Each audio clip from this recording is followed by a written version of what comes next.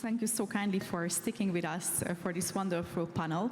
I don't want to do a very long introduction because we have all been hearing all day long about bloc formations, international affairs, and sovereignty. So let me put it together. My first question is going to be addressing the question of a la carte diplomacy. In the past couple of years and in a lot of different polls, it was shown very clearly that states tend to choose and pick a cherry when it comes to their foreign affairs. Is that a true thing, or do you believe that bloc formations are currently happening in the global arena? Thank you very much for the invitation. I'm really happy to be here for the second time to enjoy not just the dialogue, but the city as well, this brilliant city. I think that we have to put it in the context, in a broader context, what is really going on and what's happening. And I think that it is not possible not to repeat what has been saying during these panels, even from the colleagues before us. And I think that one of the most important tendencies that we can notice is this kind of erosion of the international liberal order, which is the most important shift happening right now. I think that this kind of international order was based on two basic pillars. One is the immense US power, of course, and the second one is a widespread belief among a pan-Western elite on liberal values. And both of these are gradually eroding. The second tendency is a kind of return to the basic principles of the Westphalian system, which is sovereignty, one, and the second, non-interference in domestic affairs of other countries. And all of this happening requires some kind of adaptation by the countries and other powers. And I think some powers are adapting in a better way, faster. Some others are lagging behind. And I think that Europe is lagging behind in this kind of adaptation. And we see this happening because this kind of thinking is very much embedded in European elites, not just the political elite and decision makers, but even within the intellectual elite, academic elites, and technocratic elites. So changing this kind of approach is going to be very difficult and is costing the Europe to adapt itself in this dynamics of changing of international order. Now, coming to the question to my country. Albania actually has been a kind of epitome of submissive foreign policy. So it has always had a kind of fully aligned policy with the United States when they understood what the United States was asking for, actually, because I can personally tell you that understanding sometimes what the US is asking is not a very easy process. A fully aligned policy with the European Union, but lately we have seen a kind of transformation and a look for a strategic autonomy in conducting foreign policy, and we see this in relation to Turkey, in relation to the Gulf countries. Even in other instances, we have been noticing a shift in the foreign policy. And I think that this is the directions where the foreign policy, even of small countries like the Albanian case, is going. Thank you, Professor Jimbo. What tendencies do you observe in the world order? Sure. Thank you very much for inviting me to this important gathering. I'm from Tokyo, so let me offer my viewpoint from the Indo-Pacific perspective.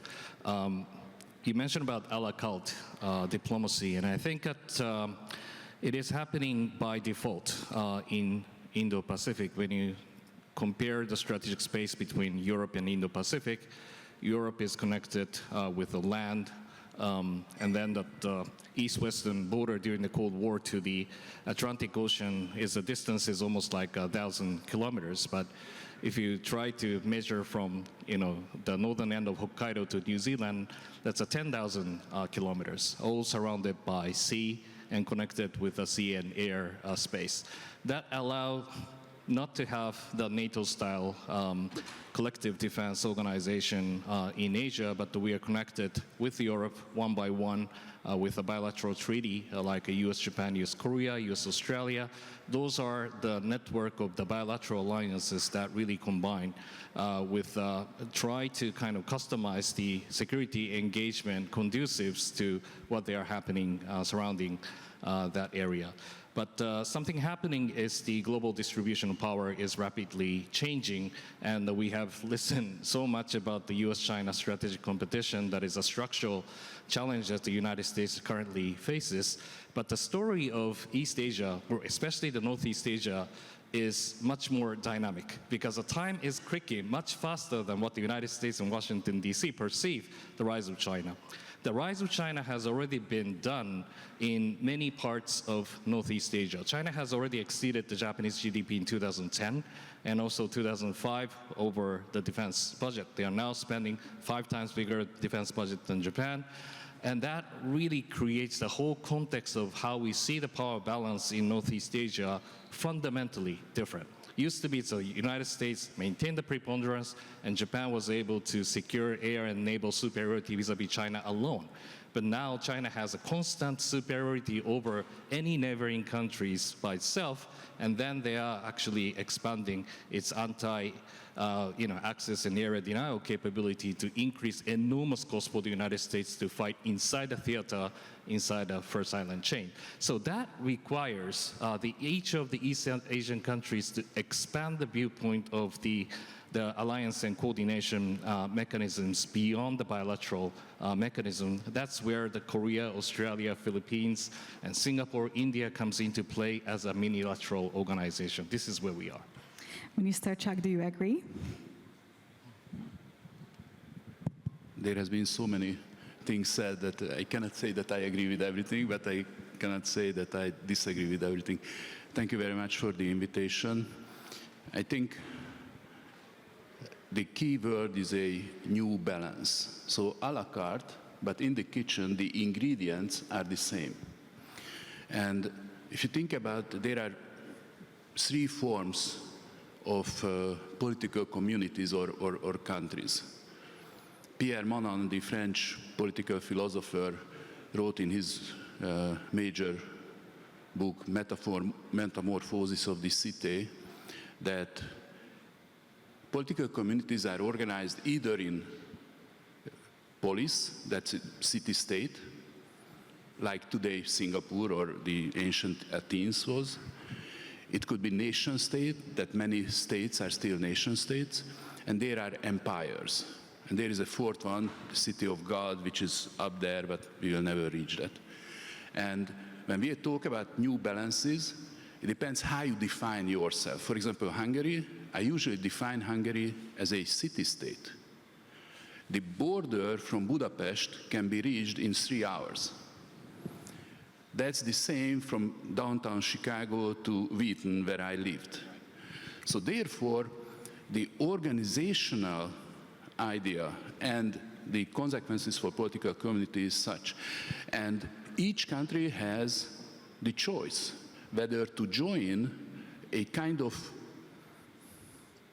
empire or would-be empire. We talk about the United States as an empire. I don't think that it's an empire. The United States have the greatest power to project when it wants to achieve something. But in the same time, the US has many, many incentives. The negotiations with Japan, between Japan and the US is a clear example. That we have the century bonds, you have the security guarantees and those kind of things. So I think the rebalancing is about rethinking what three things means for us. The first one is peace and security. As my colleagues suggested, over the last 20 years, there was, from America, there was a neocon idea that we have to spread democracy, we have to tell people, we have to lecture people how to live. Now, it's been changing. And we can see that the Abraham Accord was different from a war. Because if we appreciate security and peace, then we can come to common ground with other people. And for example, the Australia, South Korea, Japan, India, US cooperation is such. The second is attachment. I mentioned nation state. Attachment, belonging to your family, belonging to your community, belonging for your nation is a positive thing. So I think despite of the fact that in Europe in particular, but in Asia as well, the word nation has a bad connotation. It still has lots of positive features because it means belonging and attachments. If I have strong belongings, then I can relate to other people's strong belongings. It's idiosyncratic, but still has a value. In Europe, we believe that if you love your nation, you will go to war, but I don't agree with that. There are places in the world where there are conflicts. India, Pakistan, Turkey, Greece, Israel, Iran. There, the international organization should come and large powers that can project power that, like the US. And I think what's going on right now, this rebalancing and the new role of the United States, not this lecturing, but bringing people to the negotiating table, giving options and benefits if one cooperates. I think it's a good choice. It's a pity that the Ukrainian war, Israel-Iran comes into the whole picture, but I think the president is only president for 150 days. So 10 times to come. And he and Marco Rubio and his team, I think, accomplished a lot already. So my word is rebalancing and redefinition, what we mean, whether we really want to be, to go for security and peace and attachments and subsidiarity. That's the big question. And your choice is who you join. What is the perfect perspective from Indonesia, Professor Effendi? Well, thank you. Thank you for having me to this forum. And then, I think the situation right now, especially in Southeast Asia, is challenging because right now we see, I think, starting from, I think a couple of years ago, we see the geopolitical shift. And then the situation is not so favorable for ASEAN because now we face the options that you join the groups, which group like as mentioned that which group that we want to join in terms of this regional level and also in each country levels. So it is also challenging us in Southeast Asia, if you call it like global south in Southeast Asia, in terms of ASEAN.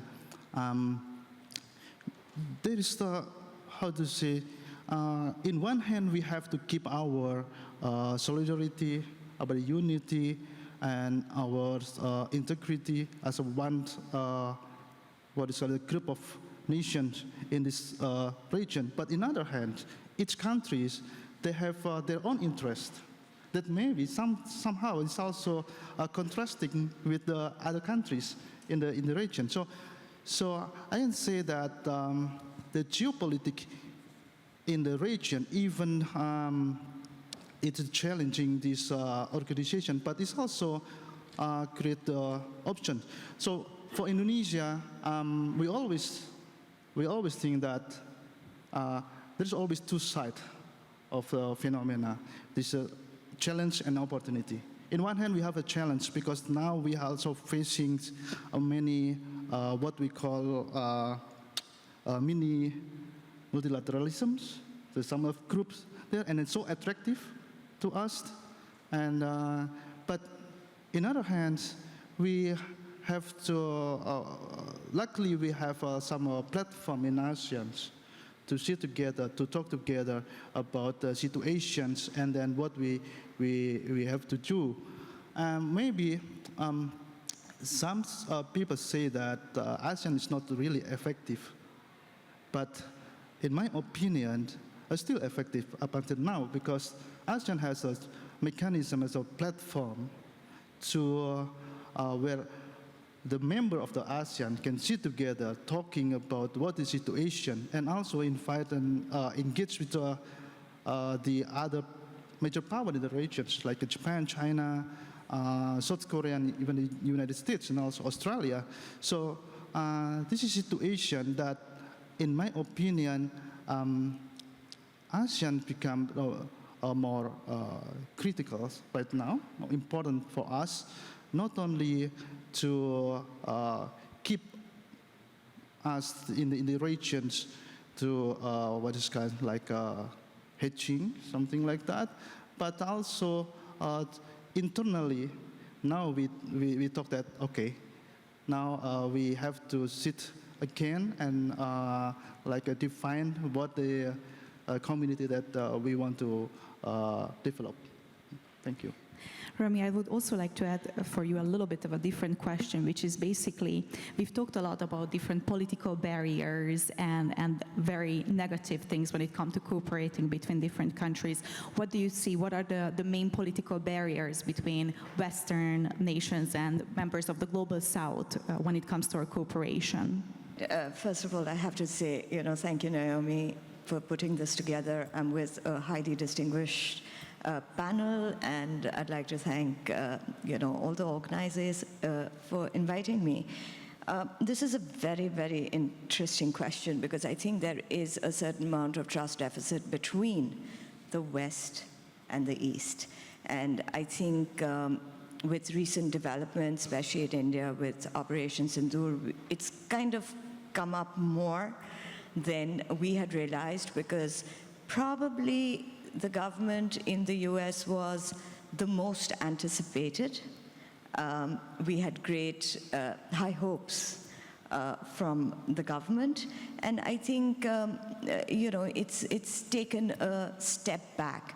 But having said that, these are, and please do allow me 2 minutes here, these are historical issues. When we talk about the West and East relationship, we also talk about it from, we can't miss out the idea of the colonial lens that is over and over used to see not just our foreign policy, but our strategic alliances. It's also always used to look at us from this lens of we don't understand our own political foundations in terms of, let's say, secularism.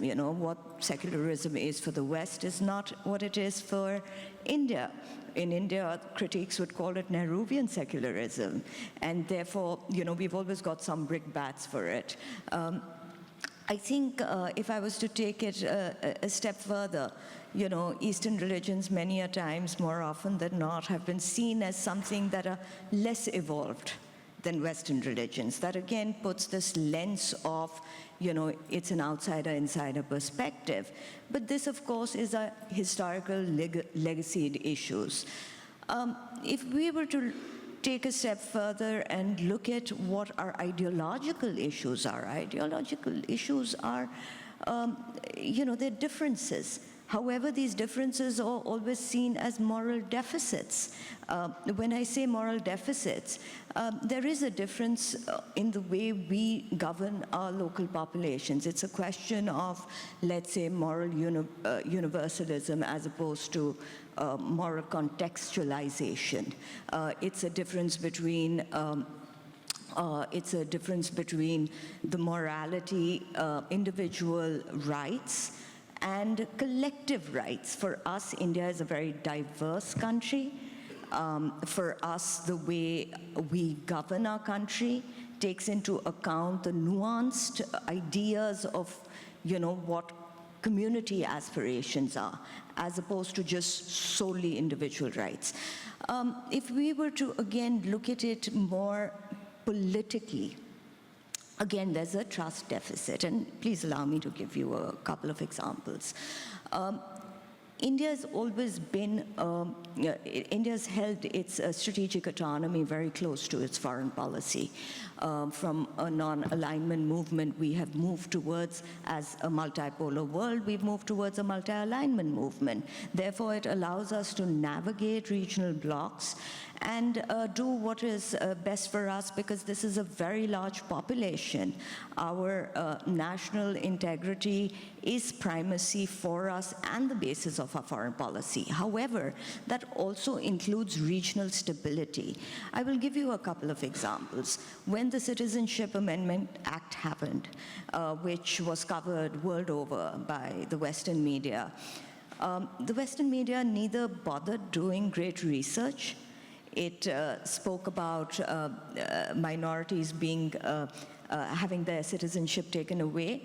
On the contrary, the Citizenship Amendment Act actually spoke about giving citizenship to minorities, persecuted minorities from the neighborhood. But there were about 30 to 50,000 students that took part in it. But let me tell you, there are 44 million students in the country. This is less than 1%, but it was made out to be in the Western media as a destabilizing, internally conflicted situation that Indian government, which is democratically elected, was not being able to handle. Number two, and please just allow me another minute. Number two, we looked at the same thing happened with Bangladesh in our neighborhood, a country that we had great relations with. Whether the West agrees or not publicly, the fact of the matter is 1 billion plus people do believe that the West was responsible for the regime change that happened of a democratically elected government installing an interim government that in most considerations in India is considered illegal. This resulted in huge amount of persecution of minorities in Bangladesh. Nobody passed a resolution. Nobody spoke about the minorities that were being persecuted during the switchover regime. Number three, while we talk about the Rohingyas in Bangladesh, we somehow forget there's all this, there's all this public sort of support on repatriation, so on and so forth. Again, the hypocrisy of it is that there is no talk about the repatriation, which we were trying to bring in through the Citizenship Amendment Act, for the minorities in countries like Bangladesh. So this sort of hypocrisy becomes very entrenched in the Indian mind, mentality, and the social fabric. And that causes a great deficit of trust between both the countries. Having said that, I think we do have, and we must appreciate, and this is not, I'm not bashing the West, or I think they just don't understand the nuances that come with countries that are non-Western. You are at the risk of annoying and distancing over 1 billion people. You're at the risk of annoying and disturbing the largest youth population in the world. And we are a highly robust democratic country. Public opinion matters to us. So I think if you were to say how the East and the West were to come together, I think it would be on the basis of mutual understanding, having nuanced understanding of each other's political systems, which may not be exact, but we share the values of democracy, and I think that is primacy to what we see as our foreign policy. After this very great overview, I would like to focus a little bit more on country specifics. In one of your articles, you wrote very extensively about how isolationistic policies, especially during the communist regime in Albania, were not really based on isolation. What are the historical examples that you can draw and the current relevances of the Albanian story? And I asked the moderators and the speakers to be a little bit quick on the second round because we're running out of time. First of all, I think that there is no country that can escape the international structure. So we cannot have a complete isolation from international structure. Although Albania used to be completely isolated in the political sense, so they didn't have any political relations with other countries, they were still doing trade with other countries, irrespective of being communist or democratic countries. So the isolation is more a kind of abstract concept than an empirical reality in the Albanian case. And I think that that is the case of the epitome of the economic neutrality that we are talking about when we speak about the connectivity. But it has its own limits because the Albanian case is quite unique. It's not something that can be generalized, and it is very much related with a specific political context. Now we see that immediately after the fall of the communist regime, Albania moved to a more natural direction, which is a foreign policy that is aligned with the biggest players of the region. European Union and then United States and so on. But I think that we are witnessing a kind of a return to a more, to a deeper strategic autonomy, although in one sense we are having a deeper integration with the European Union. On the other sense, there is a space and room to pursue more a kind of foreign policy that is more autonomous when it comes to economic connectivity, digital connectivity, transport connectivity, and so on. Professor Jimbo, in one of your recent articles at the Japan Times, you made some comments about the U.S. new foreign policy and the fact that you think the U.S. is not really prepared for leading a multipolar world. And it obviously has a huge effect on the Indo-Pacific and on the Japanese perspective. Where do you think the Japanese connectivity strategy is headed? What are the next steps with this new administration? Sure. I recently wrote the op-ed titled "The United States is Unprepared for Multipolar World," and I hope I still have a chance to go through the immigration to the United States. I said this because there are very little academic articles and policy papers by Americans talking about America's position in the multipolar world. And that is, the reality is progressing towards that directions by looking at any economic projections towards the 2040 and 50s and emerging 7, overtaking a G7, and definitely the emerging economies, the portion of the distribution of power is rapidly growing. And one of the frustration of the Global South agenda is that those are the cluster of the country who have been uncomfortable to be not given the proper representation in the international organization and affairs, although their capacity to deliver those powers are growing. And so there's a fundamental, I think, mismatch between what the distribution of power look like and the world, composition of the rules and institutions that arise. And United States seems to be the last country to take the step on this, because I think that I respect late Joe-Nye's piece on the powering the interdependence, but he has been also the proponent of who doesn't really doubt about the America's leadership role in the world, which I respect a lot. But the reality is overtaking any of those kind of assumptions, which is the fundamental issue where allies like in Europe and also in Asia, whenever they try to engage the global south and emerging economies, you cannot bring the US flags into this because it increasingly become ineffective to deal with the global south together with the United States. And this is particularly the issue for the allies. Right? We wish that those kind of G7 expansions and friend-shoring roles and like-minded states expansion should be still viable in the world, but because of not adapting itself to the reality of the growing nature of the world, it has become irrelevant.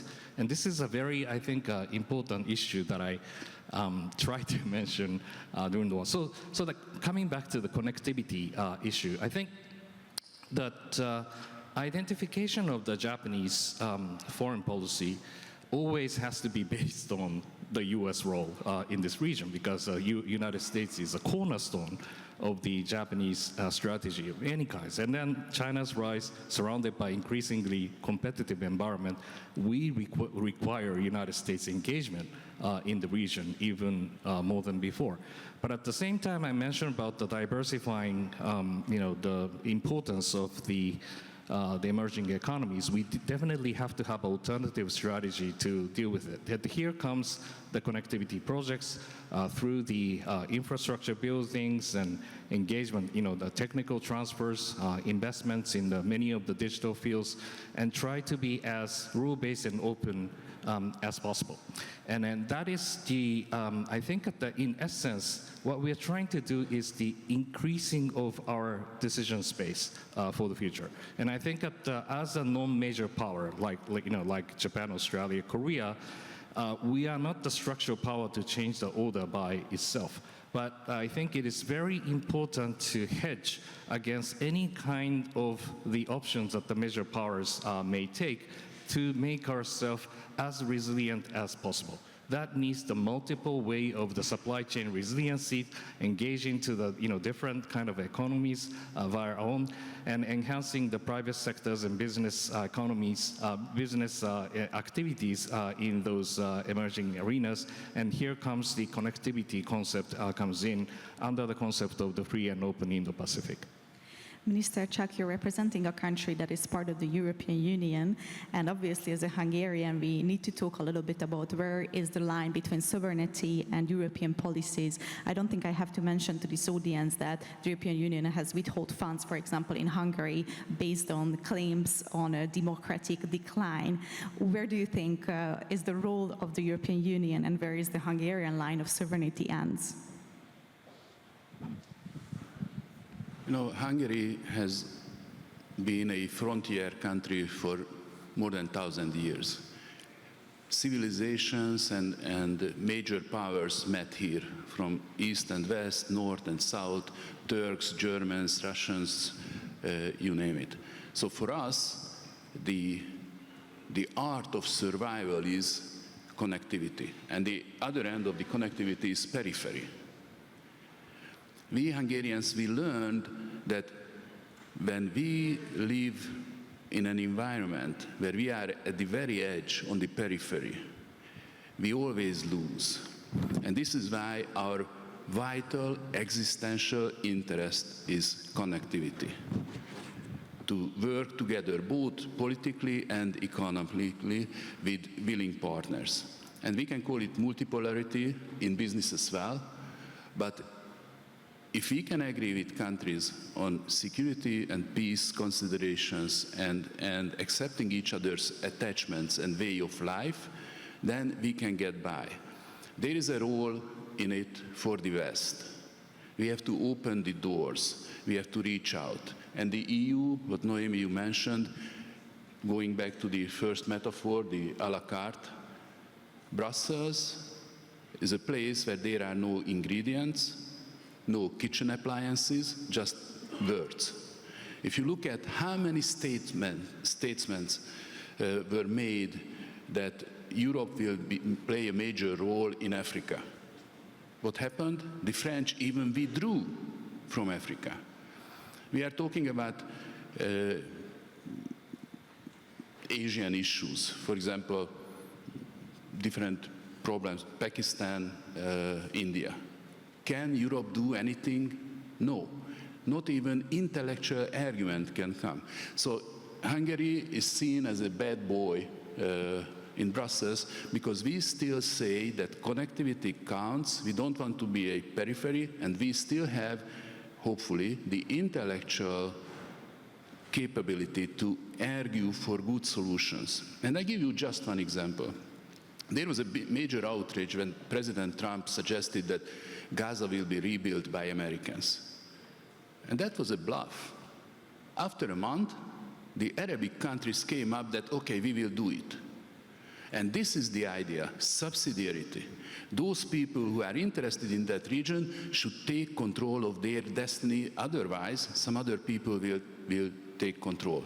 And that's what we have to do. And on the other side, for the global south, or however we call it, or India for that matter, is the responsibility of the elites of those countries to be realistic.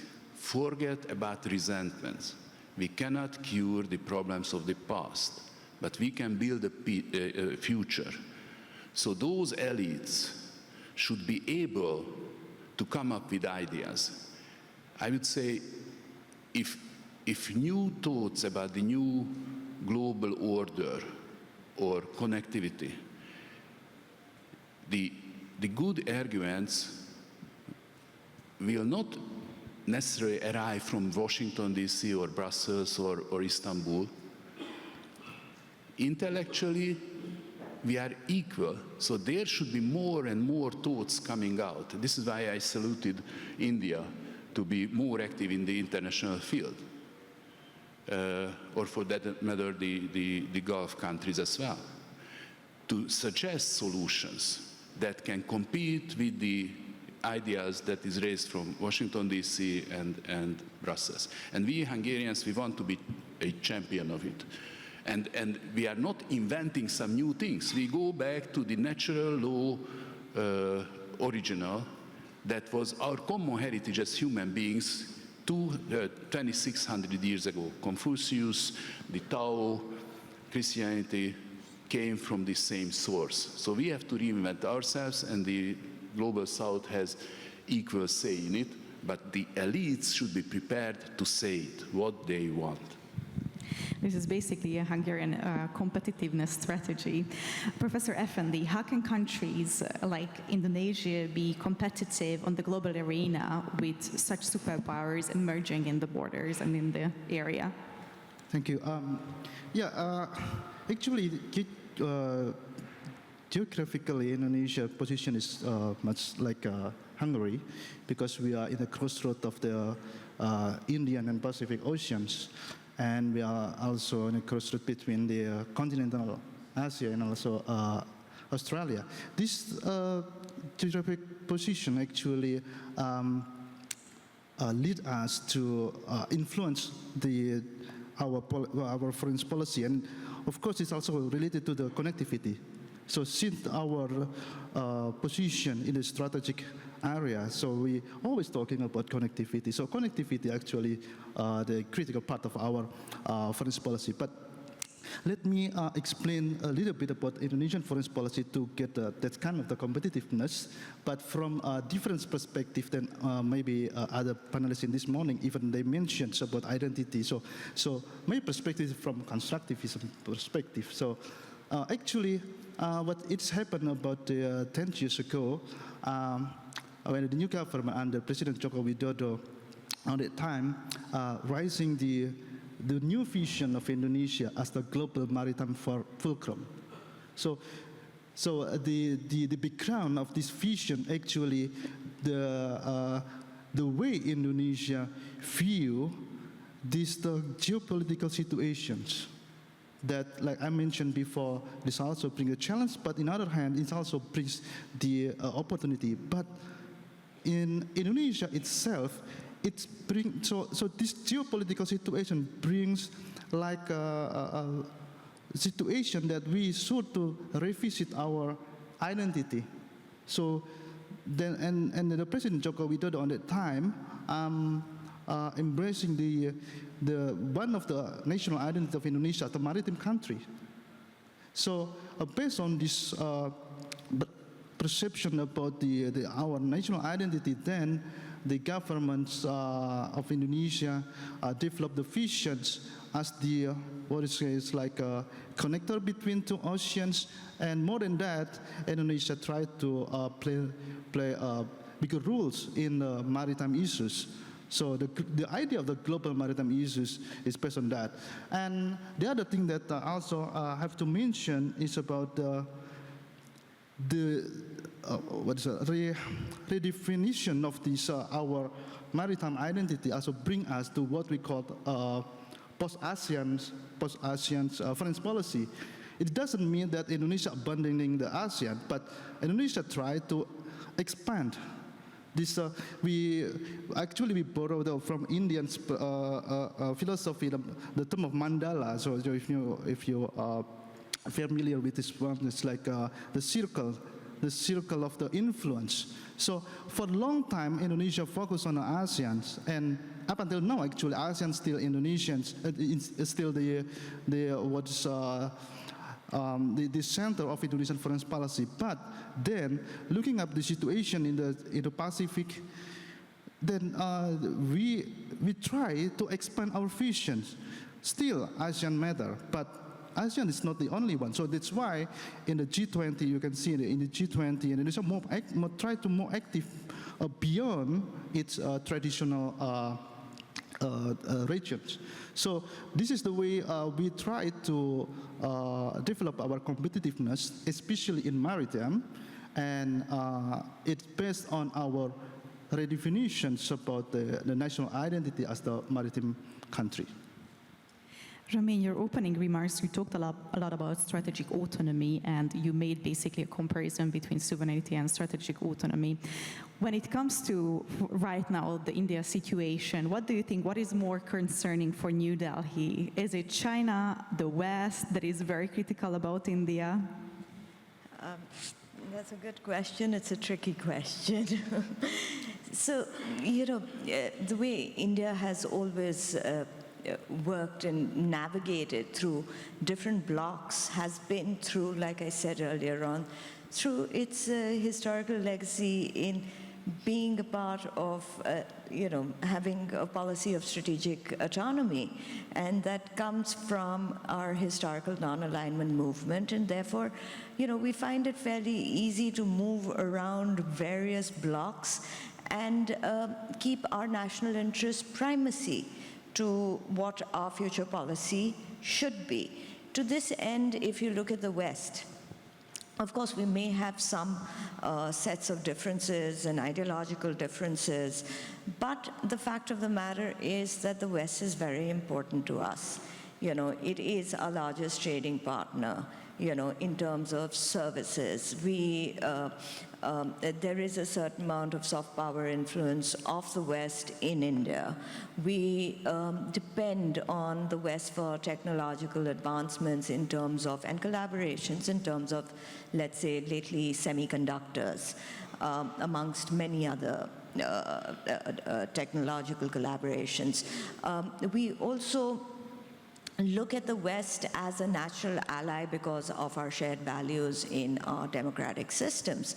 So, of course, the West is indispensable. When it comes to China, China is a different ballgame altogether because, let's say, in the Quad, we're the only country that shares a border with China. We've had various standoffs, whether it was the Doklam standoff, whether it was, and in other times, whether it has been the liberation of Bangladesh, whether it has been the recent surgical strikes on terror camps in Pakistan. So when we say it's a populous country, let me remind everybody, it's not just a populous country. It is the largest democratic country in the world. It is a country that has the largest, most formidable youth population in the world. That dividend is something that we cannot ignore. And therefore, it becomes imperative for us to engage on multiple platforms, because this cannot be competition for us. For us, we've been a part of, let's say, the Quad with the US, Australia. We've been a part of BIMSTEC, where we engage with not just Brazil, but other Eastern countries. We have influence on the ASEAN. We also have influence on the SCO. So, this is our strategic autonomy at work. And therefore, it gives us the benefit of not limiting ourselves to regional blocks, to be able to exercise strategic autonomy, which we believe is the foundation of sovereignty. And I think that, has taken us a long way to navigate the new changing world order. And I think that's the way it's going to be. But if, I can see we're running out of time.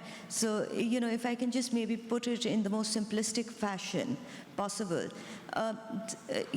China is a tactical challenge for us. The US is more of ideological challenge for us. I have some very bad news for the audience, because we are not going to have time for a Q&A session, but I'm pretty sure that at the coffee break, the wonderful speakers are very happy to share their thoughts. And I think we can all agree that upon this discussion, we can say that sovereignty can definitely coexist with connectivity, and we kind of urge the countries to take similar paths as the representatives that are mentioned here. Thank you so much for everyone who stayed for the panel, and obviously, most importantly, thank you for everyone for sharing their thoughts. It was a very interesting and engaging discussion. Thank you.